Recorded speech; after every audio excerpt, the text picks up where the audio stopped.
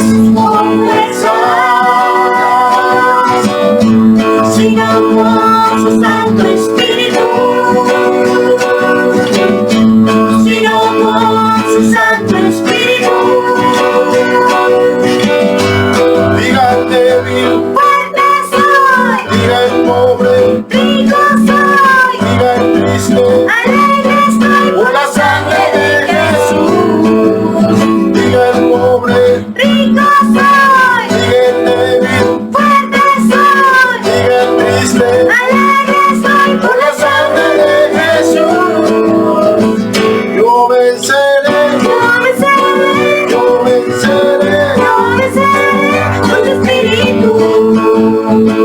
Yo venceré, yo venceré, yo venceré, yo venceré, con su espíritu. Yo venceré.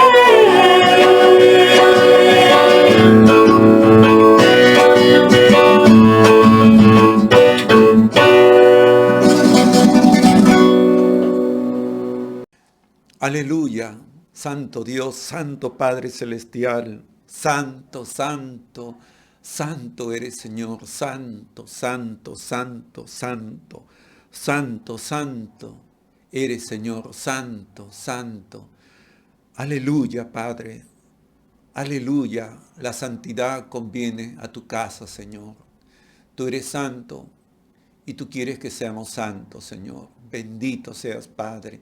Precioso eres, Señor. Precioso eres Cristo Jesús. Precioso nuestro Redentor. Precioso Emmanuel, Dios con nosotros. Te adoramos en esta noche, Señor. Te adoramos, te reconocemos, precioso Salvador, porque tú derramaste tu sangre para cubrir nuestras faltas, nuestros pecados. Aleluya, aleluya, Señor. Te adoramos, Cristo. Adoramos tu santidad, Señor. Bendito seas, Jesús. Bendito Espíritu Santo. Bendito seas, Señor. En esta noche seas bendito, Padre, Hijo, Espíritu Santo. Te bendecimos, Señor. Aleluya, aleluya, aleluya. Majestad a tu nombre. Reino, poder, gloria, magnificencia a ti, Señor de los cielos. Aleluya, Padre. Aleluya. Gloria sea a ti, Señor.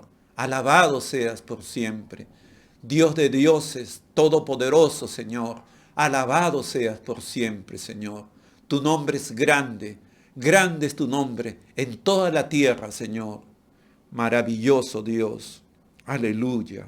Aleluya. Aleluya, Señor. Aleluya. En Él está la vida que nosotros necesitamos tener. Adore al Señor. Adoremos juntos.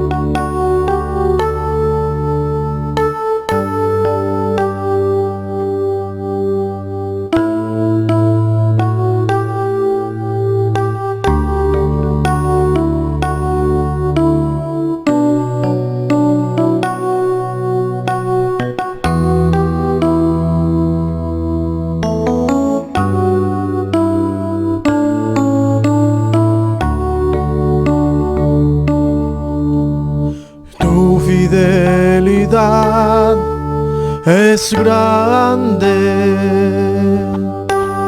Tu fidelidad incomparable es. Nadie como tú, bendito Dios.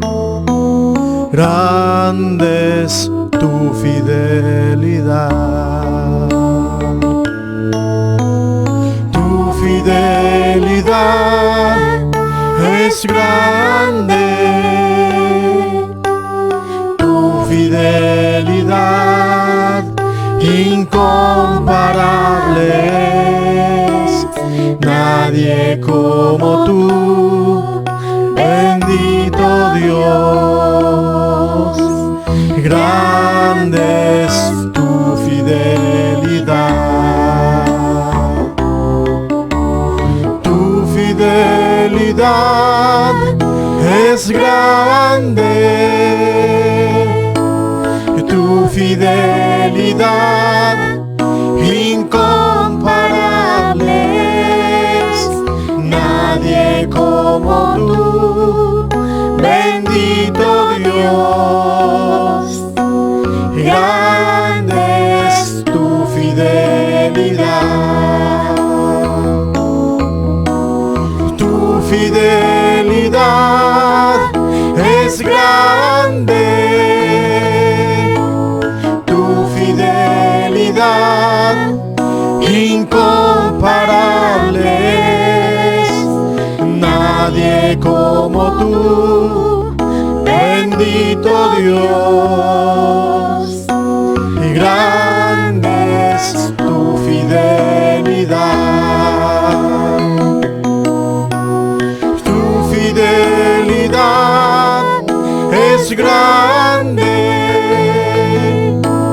Tu fidelidad incomparable es. Nadie como tú, bendito Dios. Grande es tu fidelidad.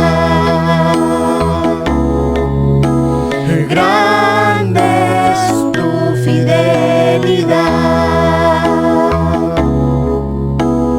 Grande es tu fidelidad.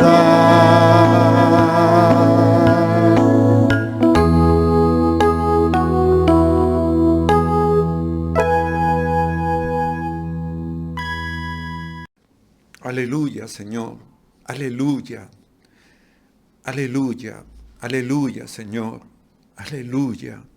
Gracias te damos. Gracias, Padre. Faltarían 1000 veces y 1000 veces darte gracias, gracias, gracias, gracias, Padre. Gratitud a ti, Señor. Gracias, Señor. Muchas gracias por esta noche que nos has dado esta oportunidad de estar alabando tu nombre santo, Señor, de cantarte. Gracias, Padre. Muchas gracias. Aleluya.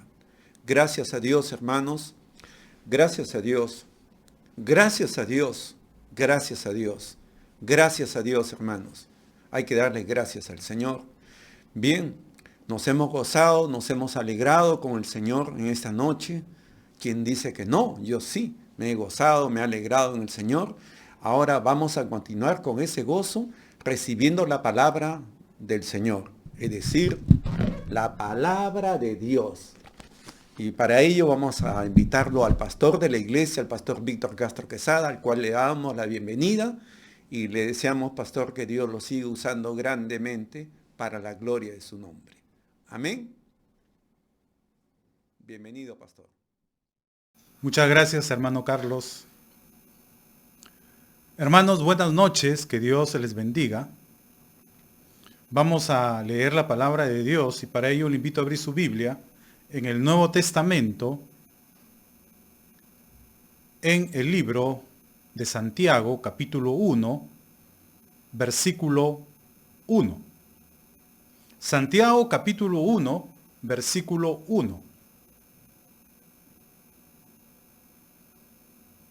Dice la palabra de Dios: Santiago, siervo de Dios y del Señor Jesucristo, a las 12 tribus que están en la dispersión, salud.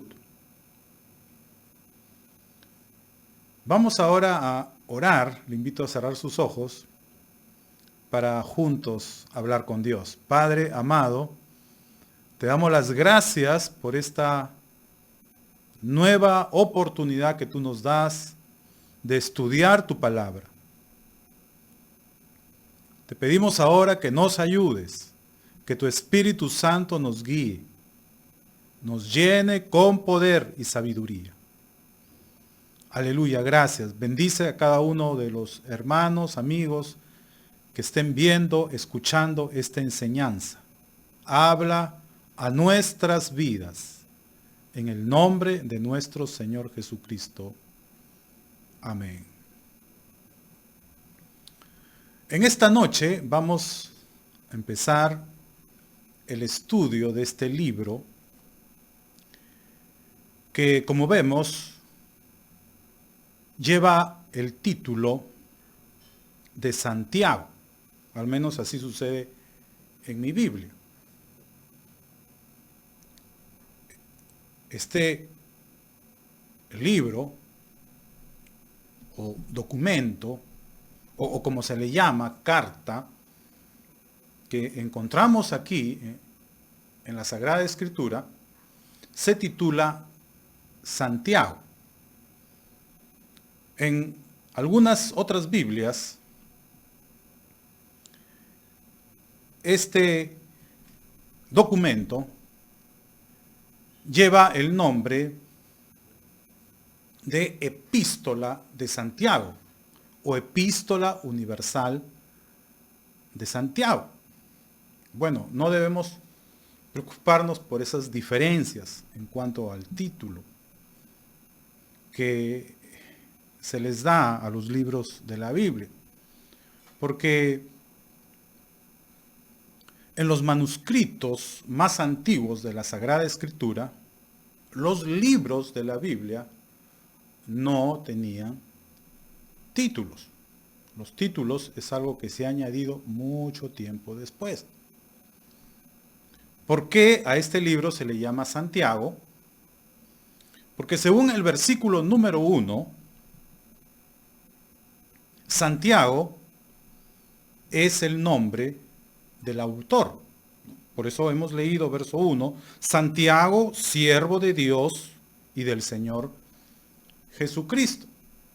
Esa es la forma como se iniciaban las cartas en aquella época, en la época nuevo testamentaria. Cuando alguien escribía una carta, lo primero que hacía era presentarse y colocar su nombre. Por eso que según esta carta, según este libro, el autor es Santiago. La pregunta que surge ahora es, ¿quién es este Santiago que afirma ser el autor de este documento sagrado? Sobre la identidad del autor de la carta de Santiago, para ser sinceros, no se sabe con exactitud quién fue ese Santiago que escribió este libro. ¿Por qué? Porque si usted lee con cuidado, y eso es lo que vamos a hacer a partir de ahora, los días jueves, si usted lee con cuidado la carta de Santiago, a lo largo de ella no se menciona cuál es la identidad, no se nos da información acerca de la identidad de este personaje. El autor solo habla de él una sola vez. En el capítulo 3, versículo 1. Cuando dice, hermanos míos, no os hagáis maestros muchos de vosotros, sabiendo que recibiremos mayor condenación. Entonces, aquí el autor está afirmando que él es un maestro de las sagradas escrituras. Por eso dice, hermanos míos, no os hagáis maestros muchos de vosotros, sabiendo que recibiremos, se incluye, mayor condenación. Eso es todo lo que sabemos sobre la identidad, ¿no?, del autor de este libro. Que por un lado dice llamarse Santiago y por otro lado afirma ser un predicador o un maestro de la palabra de Dios. Después no tenemos mayor información sobre quién fue en realidad este personaje. Es por eso que a lo largo de la historia se han elaborado muchas teorías acerca de quién fue el autor de este libro. Y dentro de las teorías más importantes, yo voy a mencionar solo dos. La primera de ellas es la teoría tradicionalista. ¿Qué dice la teoría tradicionalista? Que el autor de esta carta, el Santiago que encontramos al principio de esta carta, era el hermano del Señor Jesús. ¿Por qué tradicionalmente los creyentes, los cristianos, han afirmado que es el hermano del Señor el que escribió esta carta? Porque dentro de todos los Santiagos que encontramos en el Nuevo Testamento, el hermano del Señor, que llevaba también este nombre, es el personaje de mayor importancia. No solo porque él era el hermano del Señor, sino porque principalmente Santiago, el hermano de Jesús, el medio hermano de Jesús, llegó a ser el principal líder de la iglesia de Jerusalén. Y si usted, vuelvo a repetir, ¿no?, lee, estudia esta carta, usted se va a dar cuenta rápidamente que este es un documento judeo-cristiano. Es decir, aquí encontramos enseñanzas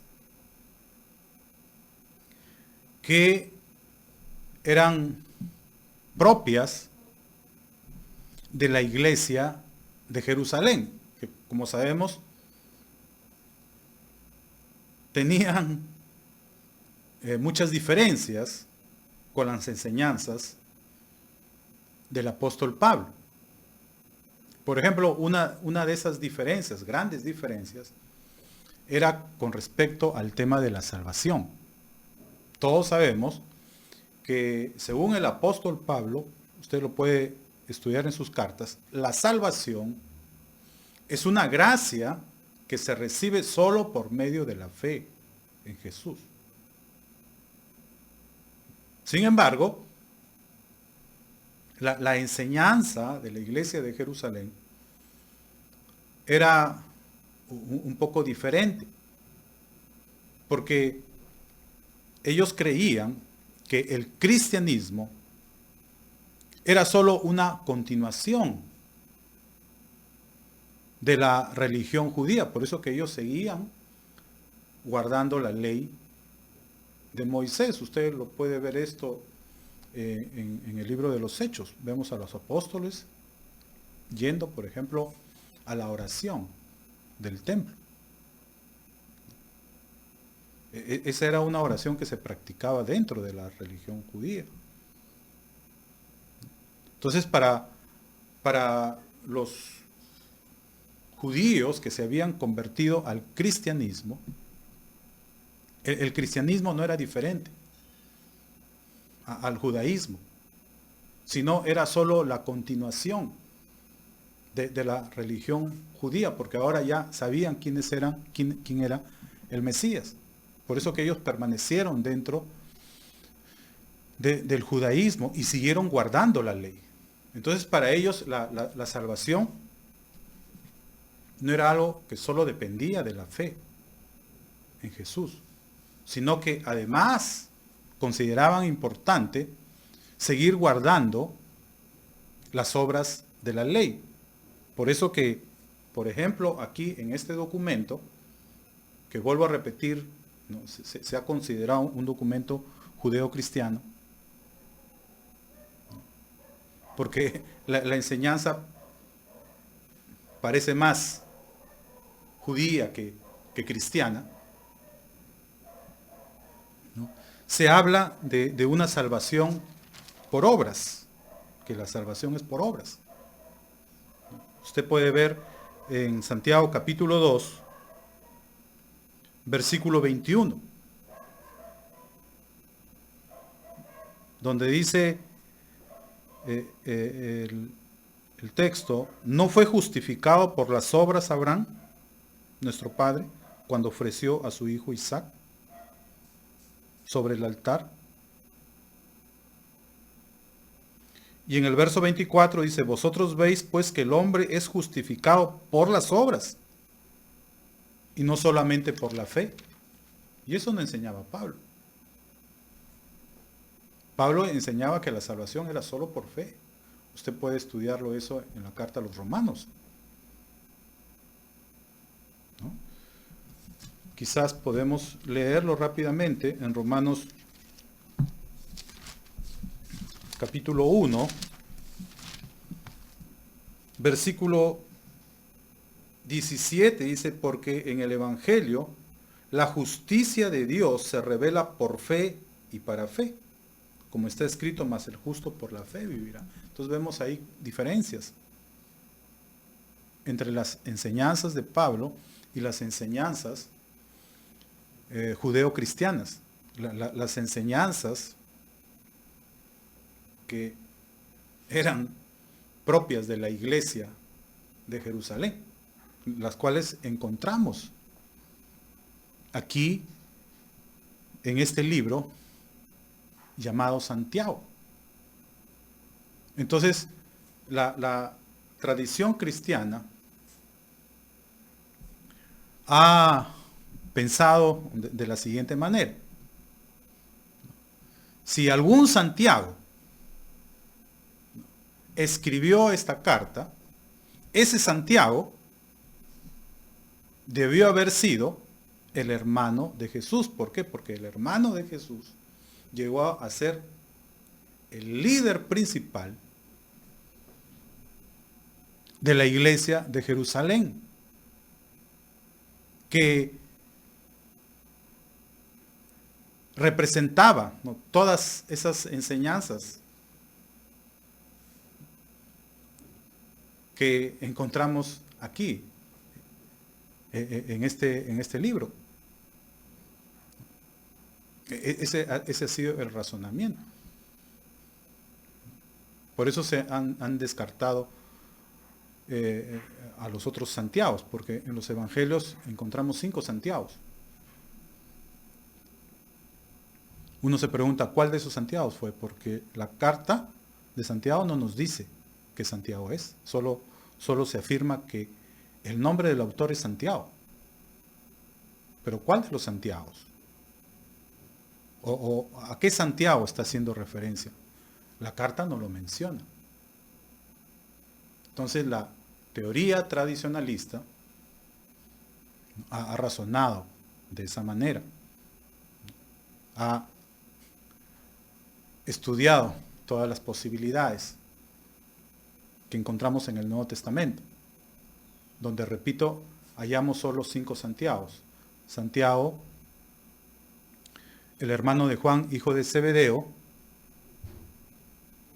que era uno de los 12. Algunos afirman que él es el autor de esta carta, pero son muy poquísimos quienes han afirmado eso. Y casi se ha descartado esta posibilidad. ¿Por qué? Porque Santiago, el hijo de Zebedeo, fue martirizado rápidamente. Esto sucedió en el año 44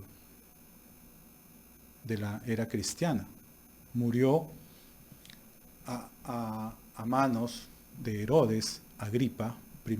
Eso usted lo encuentra en Hechos de los Apóstoles capítulo 12.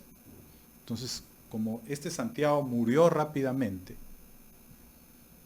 entonces es difícil que él haya sido el autor de esta carta. Además, se razona que este Santiago no afirma ser apóstol. Porque si usted lee, en el verso 1 dice Santiago y luego se presenta no como apóstol de Jesús, sino como siervo de Dios y del Señor Jesucristo. Lo cual,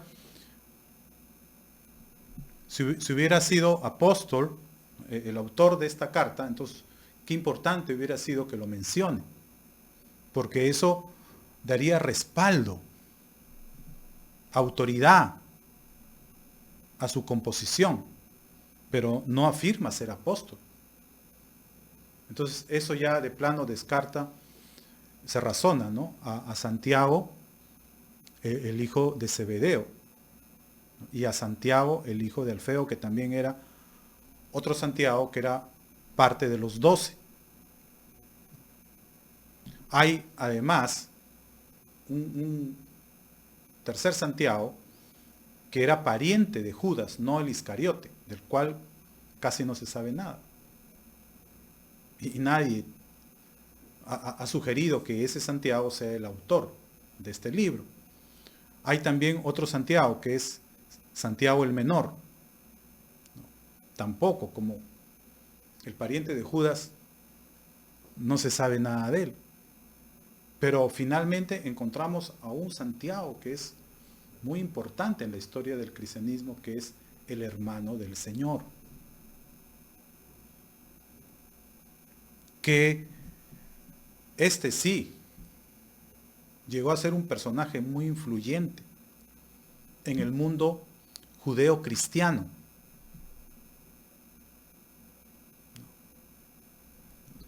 Del cual provienen estas enseñanzas. Por eso que se le ha atribuido a este Santiago, el hermano del Señor, la autoría de este libro. Así ha sucedido, ¿no?, a partir, si no me equivoco, del siglo II de la era cristiana, o siglo III de la era cristiana. Se le ha atribuido la autoría a Santiago, el hermano del Señor, que como sabemos, cuando Jesús vivió,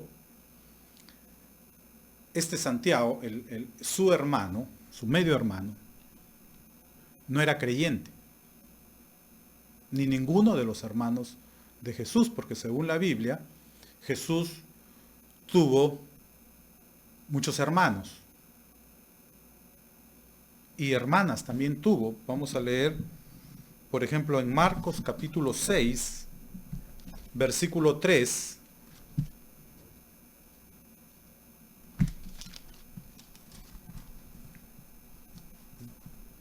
Dice, ¿no es este el carpintero? Se está hablando de Jesús, hijo de María, y a continuación se menciona el nombre de sus hermanos. Hermano de Jacobo. Jacobo es el nombre del hermano mayor, del segundo hermano de Jesús en hebreo. El equivalente en griego es Santiago. Este Jacobo es Santiago.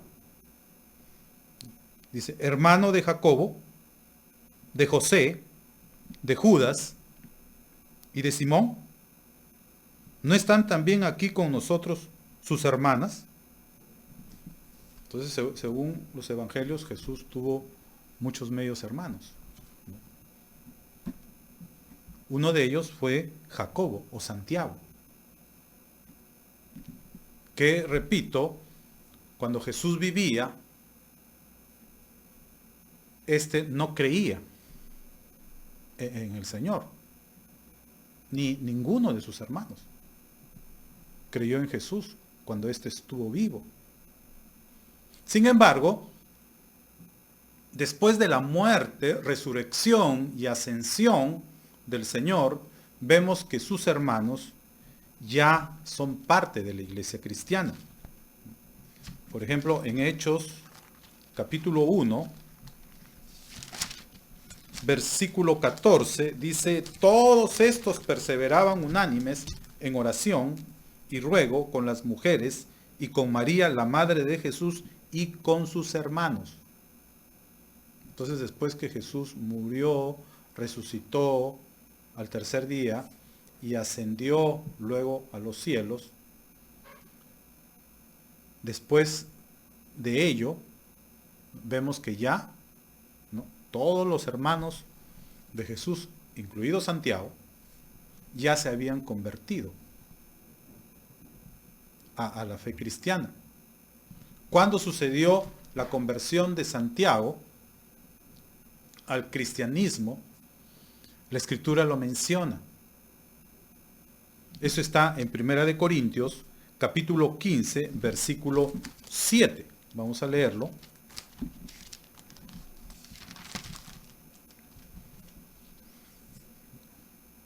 Pablo está hablando acerca de la resurrección de Jesús y sus primeras apariciones. Y dice que después de resucitado, Jesús se presentó a su hermano Jacobo. Verso 7 dice: después apareció a Jacobo y después a todos los apóstoles. Entonces es aquí donde se cree que ocurrió la conversión de Santiago, a quien la tradición cristiana le ha atribuido la autoría de esta carta. Su conversión sucede después de la resurrección de Jesús. Jesús se le presenta a su hermano Jacobo, que en griego es Santiago, y este se convierte a Cristo. Y a partir de entonces, él empieza a ejercer una influencia muy importante dentro de la iglesia de Jerusalén. De tal forma que en poco tiempo, Santiago, el hermano del Señor, se convierte en el líder principal de la iglesia de Jerusalén, teniendo incluso autoridad sobre los apóstoles. Y Pablo reconoce la autoridad de Santiago, el hermano del Señor, en su carta a los Gálatas, capítulo 2, versículo 9, dice lo siguiente de Jacobo, o Santiago, el hermano del Señor, dice: y reconociendo la gracia que me había sido dada, Jacobo, Cefas y Juan, que eran considerados como columnas, nos dieron a mí y a Bernabé la diestra en señal de compañerismo, para que nosotros fuésemos a los gentiles y ellos a la circuncisión. Entonces, Pablo dice que las máximas autoridades de la iglesia de Jerusalén reconocieron su ministerio hacia los gentiles. Y en señal de ese reconocimiento, dice que Jacobo, Cefas y Juan, que eran considerados como columnas, le dieron a él y a Bernabé la diestra en señal de compañerismo. Pero vea cómo Pablo menciona en primer lugar a Jacobo, no a Cefas, que es Pedro, sino en orden de autoridad pone primero a Jacobo, luego a Pedro y en tercer lugar a Juan. Para que usted vea la importancia de Jacobo o de Santiago, el hermano del Señor, dentro de la iglesia de Jerusalén, que tenía un mensaje un poco diferente al de Pablo, el cual encontramos aquí en esta carta. Es por eso que la tradición cristiana, por muchos siglos, ha pensado, ha creído que este Santiago es el hermano del Señor, porque él fue el líder principal de la iglesia de Jerusalén. Sin embargo, como vuelvo a repetir, la carta, el documento, no da fe de ello. O sea, no se nos da la información necesaria para poder confirmar que la identidad de este Santiago es la del hermano del Señor Jesús. Por ejemplo, en ningún momento el autor afirma su parentesco con el Señor Jesús. Que si hubiera sido así, hubiera sido muy importante que él dijera que es Santiago el hermano del Señor. Eso le hubiera dado mucha autoridad a este documento. Porque eso era algo importante en aquella época. Los escritos de los primeros cristianos, para ser validados, para ser aceptados por la iglesia cristiana, tenían que tener la autoridad de un apóstol, la autoridad de un gran líder de la iglesia. Por eso que Pablo, en sus cartas, él se presenta como apóstol de Jesucristo. No porque sea orgulloso y quiera ufanarse de sus privilegios, sino que era necesario para dar autoridad a sus escritos, porque sus escritos tenían el propósito de instruir a la iglesia del Señor. Y para que la iglesia lo aceptara, Pablo tenía que valerse de su autoridad como apóstol. Entonces, si el autor de esta carta hubiera sido el hermano del Señor, ¿por qué no afirma en algún momento en su carta su parentesco con Jesús? No dice que es apóstol, tampoco dice que es el hermano del Señor. Es por eso que han habido otras teorías también con respecto a la autoría de este libro. Y una de esas teorías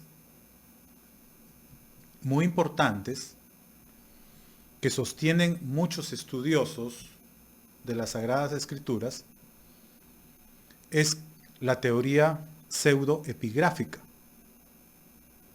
¿Qué significa esto? La pseudoepigrafía era un recurso literario muy utilizado durante el primer siglo de la era cristiana.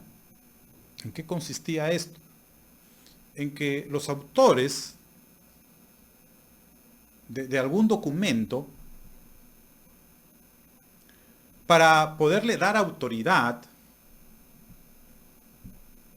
a su escrito, muchas veces solían firmar con el nombre de algún gran líder de su época. Esto era algo muy común en ese tiempo. claro, no se usa en la actualidad eso. Esto. Hacer esto en el presente sería quizás considerado un delito. Escribir algo y ponerle el nombre de algún autor famoso. Pero en ese tiempo era algo lícito. Era algo que se solía hacer y que todo el mundo sabía. Que se estaba utilizando ese recurso para dar validez, autoridad a su escrito. Entonces, algunos piensan que este documento fue escrito por un personaje, por un autor anónimo, que para dar, ¿no?, autoridad a sus escritos, firmó con el nombre de Santiago. ¿Por qué? Porque, vuelvo a repetir, Santiago era el principal representante de las enseñanzas judeocristianas, que eran las que habían en la iglesia de Jerusalén, y que son el tipo de enseñanzas que encontramos en este libro. Tal es así que muchos estudiosos de la Biblia han llegado a pensar que Santiago, este libro, era originalmente un documento judío, ¿no?, porque sus enseñanzas son propias del judaísmo, ¿no? Algunos han pensado, ¿no?, que es un documento originalmente judío que se cristianizó posteriormente. Y para cristianizarlo, bueno, se le colocó, ¿no?, el nombre de Jesucristo, ¿no?, al principio, ¿no?, cuando dice Santiago, siervo de Dios y del Señor Jesucristo.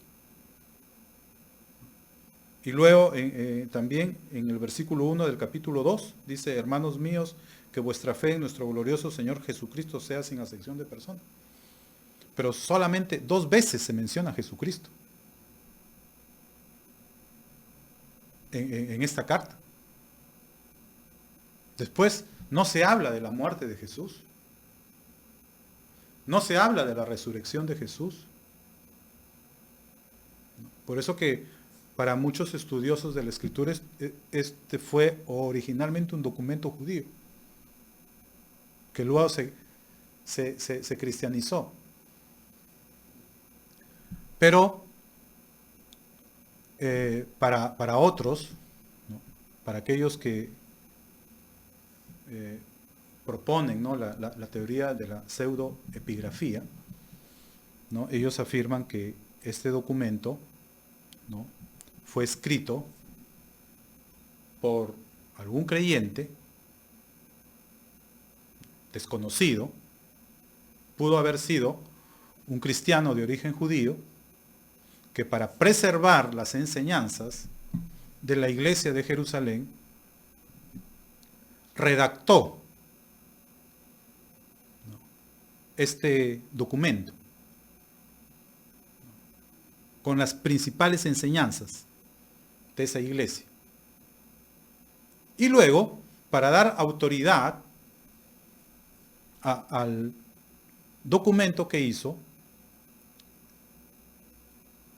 le puso el nombre del principal representante de la iglesia de Jerusalén, que era Santiago. A favor de esta teoría pseudoepigráfica está el estilo literario que encontramos en esta carta. Usted debe saber que el griego que se utiliza en la composición de este libro es un griego muy excelente, por ejemplo, se utilizan palabras, ¿no? Palabras que nos dicen que el autor era una persona no solo muy culta, sino que además dominaba a la perfección el idioma griego. Porque su redacción, hermanos, es con un griego excelente. Y esto aleja la posibilidad de que haya sido el hermano del Señor el autor de esta carta. ¿Por qué? Porque como pasó con Jesús, los primeros apóstoles y el mismo Jacobo o Santiago, el hermano del Señor, todos ellos hablaban el arameo, predicaban en arameo. Y aunque muy probable llegaron a conocer el griego e incluso tal vez hablarlo, sin embargo, es muy difícil que ellos hayan llegado a dominar a la perfección ese idioma. Ni siquiera Pablo. O sea, ni siquiera Pablo con toda su cultura, con toda su educación, dominó el griego a la perfección, como lo encontramos acá. Entonces, ese es uno de los argumentos más poderosos que aleja la posibilidad de que haya sido el hermano del Señor el autor de esta carta. El griego tan excelente que encontramos en su redacción. Entonces, eso es en cuanto al autor. Hay dos grandes teorías. La tradicional, que dice que fue el hermano del Señor el que redactó este documento. Por eso usted va a encontrar muchos comentaristas, ¿no?, que afirman eso. Y son comentaristas muy reconocidos también. Sin embargo, hay otros expertos de la Sagrada Escritura que dan fuertes argumentos en contra de ello y que afirman que este es un documento pseudoepigráfico, es decir, es un documento anónimo que fue escrito probablemente por algún discípulo de Jacobo, ¿no?, que dominaba muy bien el griego, ¿no?, y que firmó con el nombre de Santiago para darle autoridad a su escrito. Entonces, no se sabe con precisión quién es el autor. Tampoco se sabe con exactitud la fecha de composición. Eso depende de la teoría que uno decide abrazar. Aquellos que siguen la teoría tradicionalista y afirman que este Santiago fue el hermano del Señor, fechan ese documento con fechas muy anteriores, muy tempranas, perdón. Los que afirman que fue el hermano del Señor el que escribió este libro, lo datan de antes de la muerte de Santiago, que ocurrió en el año 62 después de Cristo. Santiago fue martirizado en la ciudad de Jerusalén por dar testimonio de Jesús. Fue arrojado, según documentos cristianos de la época, fue arrojado desde el pináculo del templo y lapidado por los judíos por dar testimonio de su fe en Jesús. Entonces, si esto sucedió en el año 62, entonces, y esta carta fue escrita por Santiago, entonces su fecha de redacción es antes del año 62 de la era cristiana. Los que siguen la teoría pseudoepigráfica le dan a este libro una composición mucho más tardía. datan este libro a fines del primer siglo de la era cristiana. Incluso algunos le dan un tiempo, ¿no? mucho después, ¿no? Lo ubican en el siglo II, ¿no? Pero la mayoría opina que probablemente fue escrito a fines del siglo I de la era cristiana. Entonces, esas son las posturas con respecto a la autoría de este libro. No se sabe con precisión porque el libro no lo menciona. Y esto lleva a que haya opiniones diferentes, y sobre esto no hay un consenso aún en el mundo cristiano con respecto al autor y con respecto al tiempo de composición.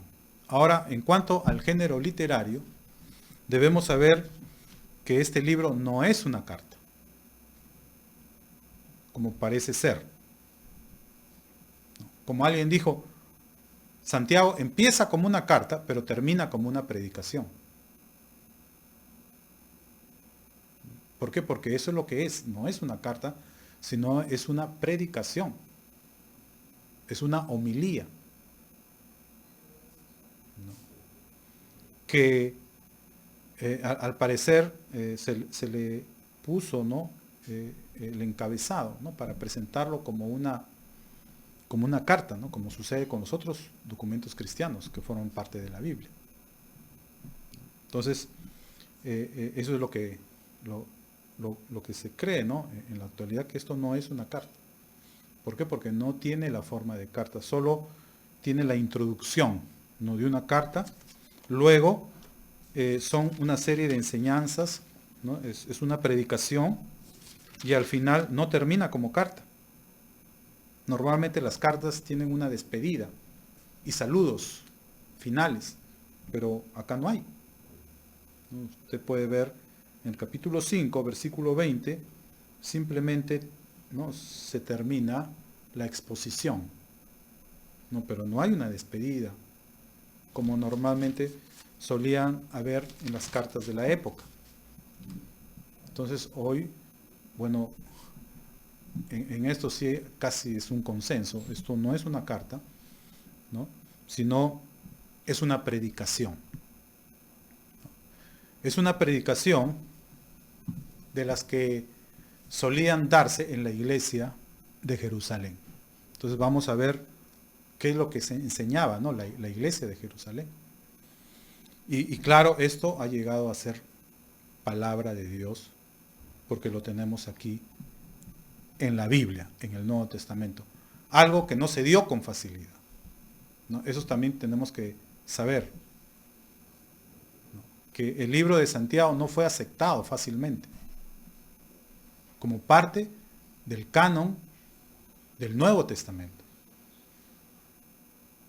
¿Por qué? Porque tuvo sus dudas que permanecieron durante mucho tiempo. Pero los primeros cristianos, al menos siglo II, siglo III, dudaban de que este libro era parte, ¿no? O debería ser considerado parte de la Sagrada Escritura. ¿Por qué? ¿No? Por algunas razones que ya he mencionado, ¿no?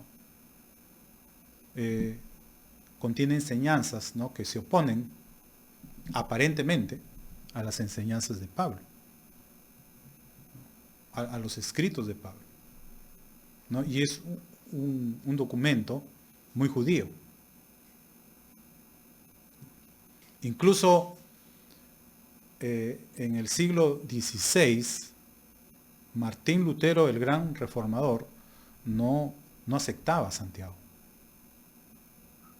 ¿no? Por las razones doctrinales que ya le he mencionado. Él no quería tener a Santiago dentro de su Biblia, porque según él, Santiago se oponía a las enseñanzas de Pablo. Entonces a él no le gustaba, ¿no? la carta de Santiago, el libro de Santiago. Y enseñaba que era una carta de menor importancia en relación a las otras cartas apostólicas. Sin embargo,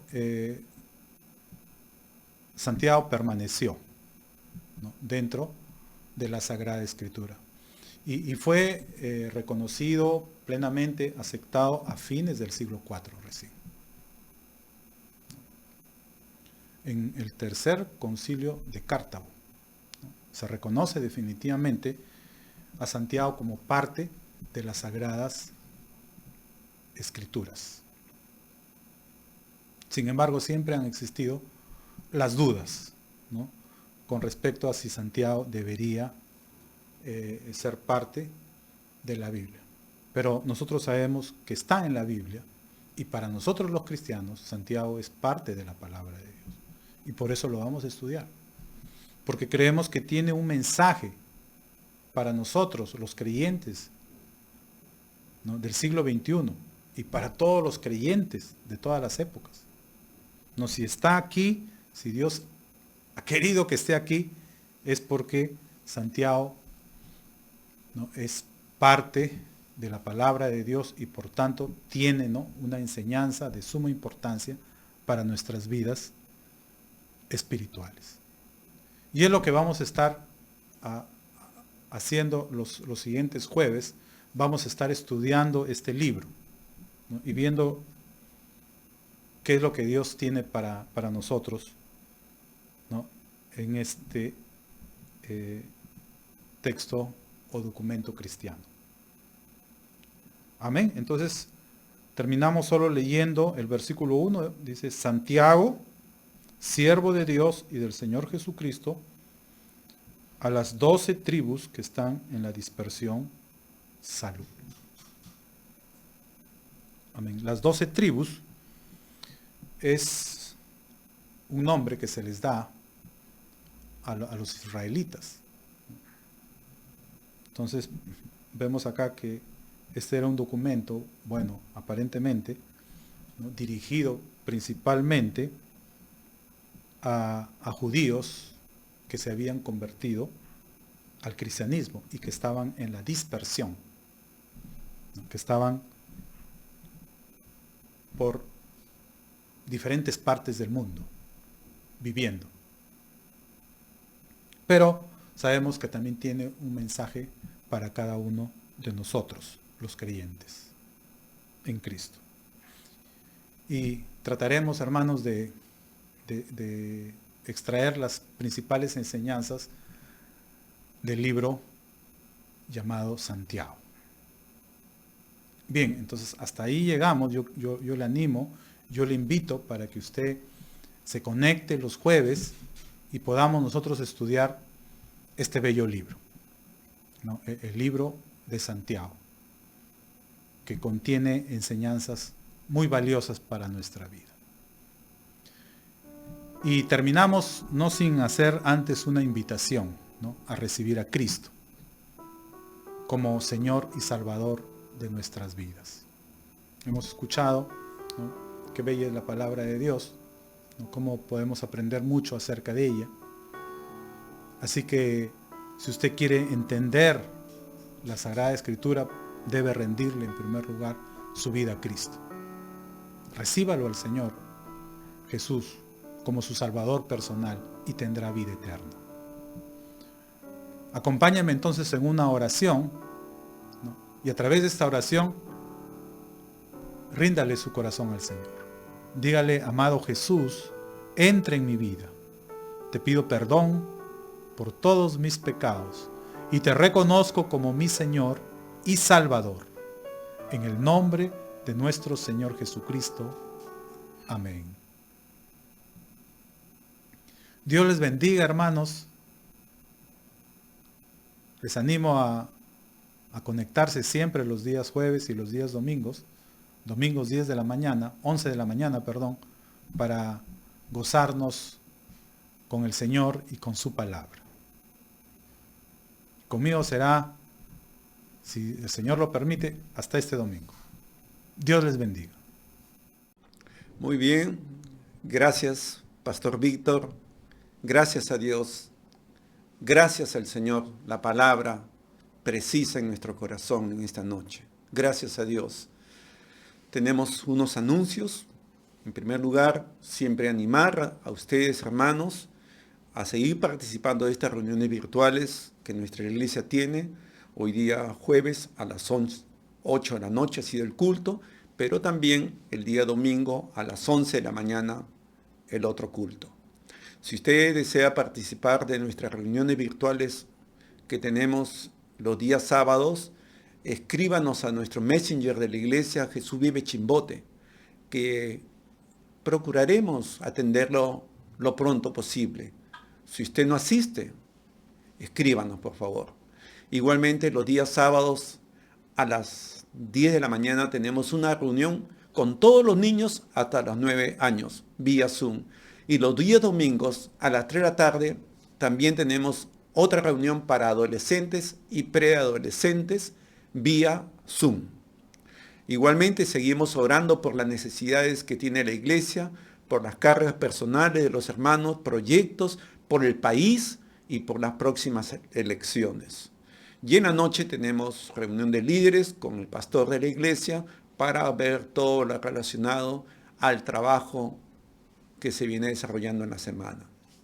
Luego los cursos se mantienen en los horarios establecidos, los viernes, o sea, el día de mañana a las 8 de la noche. Hermanos, participen, no dejen sus clases. El día domingo a las 9 de la mañana, en la noche tenemos a las 7 y a las 8 de la noche.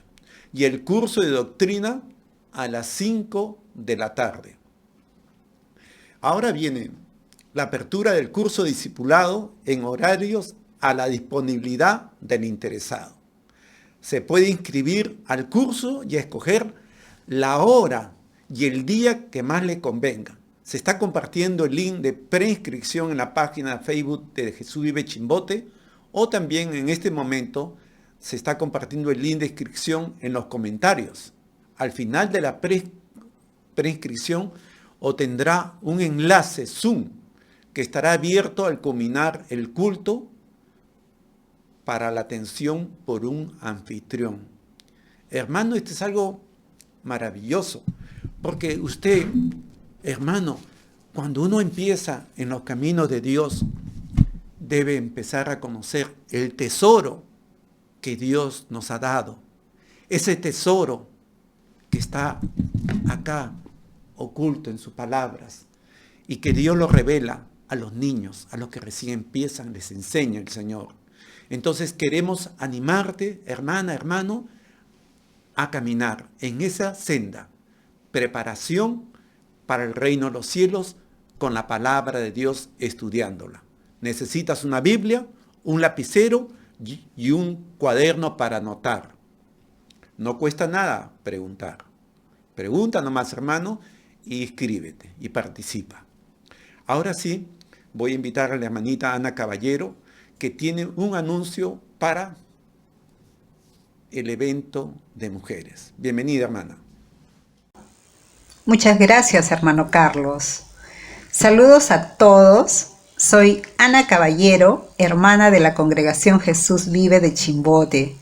Me es grato en esta oportunidad invitar a todas las hermanas que son parte de nuestra iglesia a un evento mensual de mujeres. Se estará realizando el día martes 11 de mayo a las 8:30 de la noche vía Zoom. Animo que todas se conecten, que participen e incluso si tienen una amiga, una compañera de trabajo, la puedan invitar. Esperamos tenerla a todas. Nos gozaremos en el Señor. Bendiciones, queridas hermanas. Damos gracias a nuestra hermana Anita Caballero por la invitación que ha hecho al evento de mujeres. También tenemos un anuncio importante. El viernes 14 de mayo se realizará nuestra vigilia mensual a través de la plataforma Zoom de 9 de la noche a 12 de la noche. El link de inscripción estará en la página de Facebook de Jesús Vive Chimbote. Hermano, hermana, quiero animarte a disfrutar de un tiempo hermoso en la presencia de Dios. Cuando uno ingresa a la presencia de Dios, hermano, todo cambia, porque Dios mismo se deleita en su pueblo. He creado un pueblo para mi alabanza. Esa noche estaremos alabando al Señor, cantándole a Él. También escucharemos testimonios de vida, de cambios que ha hecho el Señor en la vida de hermanos. Y también escucharemos la palabra de Dios. Es decir, el Señor estará con nosotros esa noche. Si quieres fortalecerte en Dios, ven y participa esa fecha, el 14 de mayo, de 9 a 12 de la noche. Separa ese tiempo y puedes ya inscribirte con tiempo. Son limitadas las inscripciones, solamente 100. ¿Está bien? Muy bien. Ahora sí, vamos a pasar también a otro evento importante que habrá el día martes 25 de mayo. ¿Qué será? El hermano Carlos se le chispean los ojos. Bueno, le voy a decir, es el evento de varones. ¿Evento de varones? Sí, evento de varones. A las 8:30 de la noche, el día martes 25 de mayo. Las inscripciones en la página de Facebook de Jesús Vive Chimbote. Quiero animarte, hermano varón, que ha sido hecho a la imagen de Dios y que ha sido quizás puesto como cabeza en tu familia, que te armes de valor y nos vistamos del Señor y podamos estar juntos ese día para alabar el nombre de Dios y también para recibir su enseñanza, su palabra, su ánimo, su aliento, para no desmayar en el día de la prueba que vendrá. Amén, hermanos. Entonces todos nosotros los varones debemos animarnos unos a otros, y si tú conoces a un hermano que no está viniendo con la regularidad que debería hacerlo, te animo a que lo invites. Invita a un hermano, o a 2, o a 3 hermanos, para que participen de esta reunión especialmente para los varones. Queremos también igualmente animar a todos los hermanos de la iglesia a seguir mostrando la fidelidad que debemos desarrollar cada día en nuestra vida para la obra del Señor. Tenemos una cuenta en el banco donde usted puede hacer llegar su diezmo y su ofrenda. ¿Cuál es esa cuenta? Vamos a decirla. Le voy a decir. Tome nota, por favor, los números. 000-500-76629. Banco Continental. Amén. Bien, seguimos transmitiendo los cultos en vivo en la otra plataforma de YouTube de manera paralela a la que hacemos hoy. Vamos a terminar haciendo una oración. Amado hermano, vamos a terminar haciendo una oración. Te invito a cerrar tus ojos y a orar. Padre Celestial, ten misericordia de nuestra nación. Misericordia, misericordia, Padre. Misericordia te pedimos por nuestra nación, para que ayudes a los hombres a comprender su estado de necesidad de ti. De ti, Señor. Te necesitan. A ti, Señor. A ti te necesitan. Ayúdales, Padre Santo, Espíritu Santo. Ayuda a esta nación a entender la necesidad que tienen de Dios, del Dios vivo y verdadero, del Dios que salva, que sana, que santifica, al Dios verdadero. Padre, glorifícate. Manda tu palabra a los corazones, para que esos corazones se vuelvan a ti y te reconozcan y te acepten la salvación de Cristo, Señor. Y ten misericordia de los hombres enfermos, de los hombres caídos, de los hombres necesitados, afligidos y angustiados en este tiempo de calamidad, para que les ayudes tú, Señor, misericordioso Dios. Gracias, Padre. Gracias. En el nombre de tu Hijo amado, el Señor Jesucristo. Amén. Amén, hermanos. Amén. Estamos despedidos. Bendiciones.